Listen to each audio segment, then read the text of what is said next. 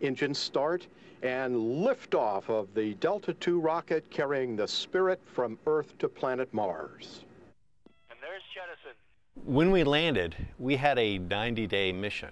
At least that's what we thought at the time. And so we were focused on getting this done in 3 months, and that we wouldn't go very far from the landing site. We'd be like exploring your own yard around your house.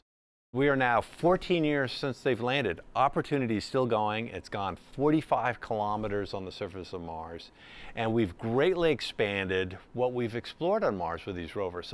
So in that sense, there was no expectation of that when we landed. Today is the day that the Spirit rover finished its final unfolding on the surface of Mars. One of the really big parts of the progress we've made from Spirit to Mars 2020 is that we're making these rovers smart on their own. The operators don't have to tell them every little thing to do. They know what science is good, and they know how to optimize it, and they can maximize it and be very efficient.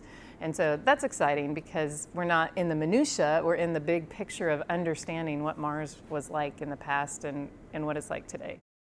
What the rovers have told us about Mars is that at one time Mars was much like the Earth, that it had warmer temperatures, it had a thicker atmosphere, and there was sustained liquid water on the surface.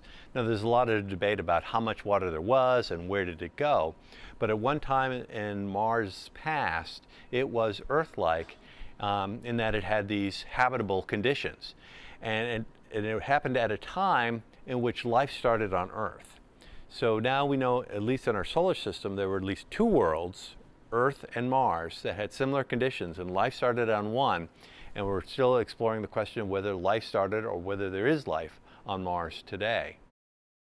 You know, you think about Spirit and Opportunity, we sent 2 because we wanted one to succeed, right? And if you think of it that way, and then you look back from today and you say, Opportunity is still alive, and Spirit far exceeded the mission expectations. I mean, what happened as a result of that was fantastic, and it really springboarded the Mars program to where we are today on Mars 2020 with this huge rover that's actually going to cache samples for Mars sample return. And I think Spirit and Opportunity were really a turning point in the Mars program that has taken us to where we are today.